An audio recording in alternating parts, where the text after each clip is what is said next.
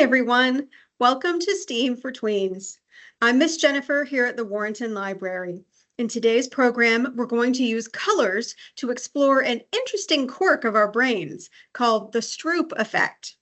If you picked up a supply bag, you'll have everything you need for the activity except for scissors, a timer or stopwatch. I have mine on my phone, but you guys can probably use a timer on your microwave or even just a plain old watch with a second hand. You'll also need a ruler if you want to be super precise about things. And this time you'll need friends or family to help you with the experiment. If you didn't get a bag, you'll also need 10 index cards or similar and colored markers, pencils, or crayons in at least 5 different colors. The colors should be distinctly different, such as green, brown, blue, orange, and purple. The human brain is an amazing organ, constantly analyzing and interpreting the world around us. Often, when we are presented with 2 stimuli at the same time, interference occurs and our brains become confused. The Stroop effect was named after psychologist J. Ridley Stroop, who discovered that when we experience multiple stimuli, our reaction times can change. Our brain can get confused when it tries to process 2 different stimuli at the same time. Scientists study the brain to see what happens when it gets these mixed messages. The Stroop test is one way to do this. Have you ever tried to pat your head with one hand while rubbing your stomach with the other? This science activity is kind of like doing that, but it can actually give you some insight into how your mind works.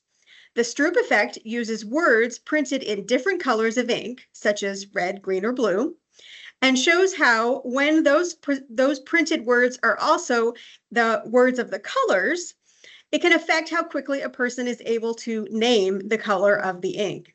For example, if the word red is printed in yellow ink, it will take a different amount of time for a person to name the color of the ink than if the word red is printed in red ink. All right, we're going to start by taking your index card. Now, if you got your supply bag, this was included for you, but if not, you'll need to find some index cards or even just scratch pieces of paper. It can be cardstock or just regular paper, construction paper, whatever you can find, but we're using index cards today. And you're going to cut across it twice to make 3 smaller cards, each about 3 inches by 1.6 inches. This is where the ruler comes in if you decide you want to be super precise about it, or you can just eyeball it and say, all right, that's about 1/3, and that's about 1/3. And so now you have, 3 different pieces of paper out of 1 index card. You're going to do this to 10 index cards so that you create a total of 30 smaller cards, just like this. On 15 of the cards, use a colored marker to write the name of the marker's color on the card. So for example, here is the word orange written in orange on the card. Here is the word purple written in purple on the card. And we have green, and we have blue, and we have brown. So you are going to do this for 15 of the cards, and you're going to do each color 3 times. So blue, blue. Oh, where did my other blue go? Here, there it is. All right, blue, blue, blue. Green, green, green. Purple, purple, purple. That's a little bit of a tongue twister, isn't it? Brown, brown, brown. And last but not least, orange, orange, orange. All right. This means that you have a green marker. 3 cards should have the word green on it. And if you have a brown marker, 3 cards would have the word brown on it in a brown marker. So you can choose whichever colors you like, but again, you want them to be distinctly different so that it is clear what color is used on the card. Then on the remaining 15 small cards, you're going to use the same markers, but this time write a color name that is not the same as the marker's color. For example, you can use the green marker to write the word blue on one of the cards. Again, use all 5 different color markers and use each marker on 3 cards. And keep your 2 sets separated. So the ones that matched, set those to one side, and then the ones that don't, like here I have orange, but it's written in purple. Brown, but it's written in purple.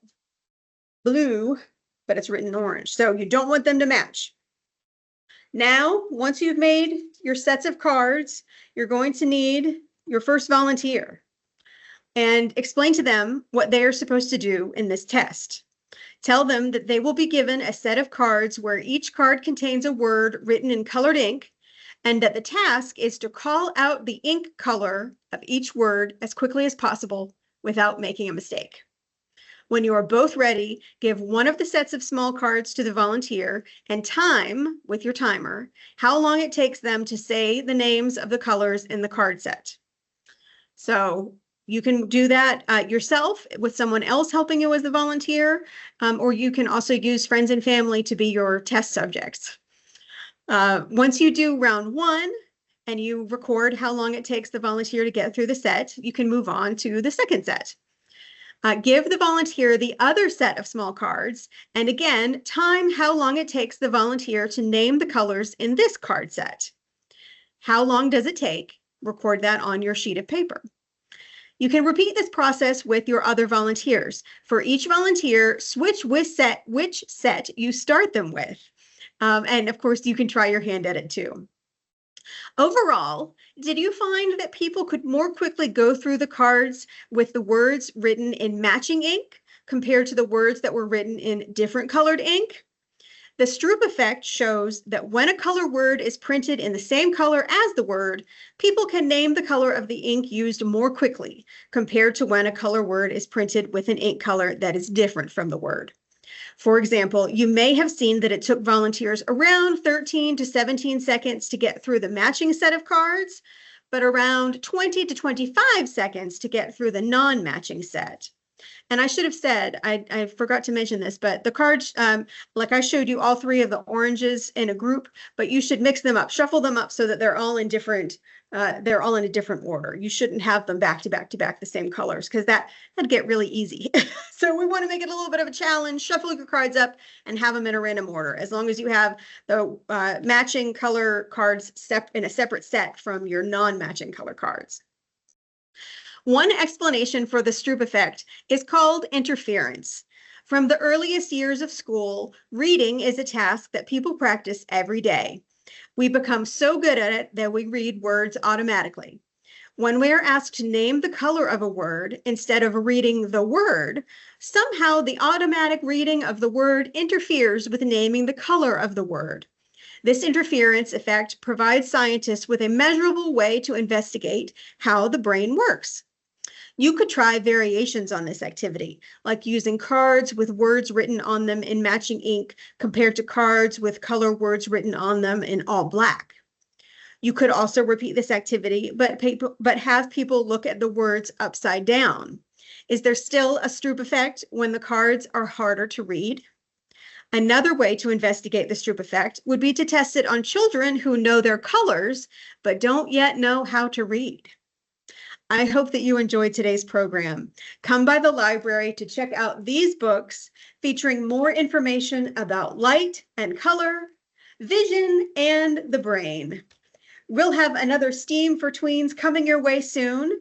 Don't forget to stop by the library to pick up a supply bag for everything you'll need to participate at home. In the meantime, head over to our website, faulknerlibrary.org, go to the Research and Learn button, select Research Databases, and select Science, Math, and Environment from the drop-down menu. There you'll find Science Online, a resource featuring articles, videos, experiments, and activities to enjoy on a range of scientific topics. And don't forget to stop by the library to sign up for the summer reading program, Color Your World. Thanks for watching.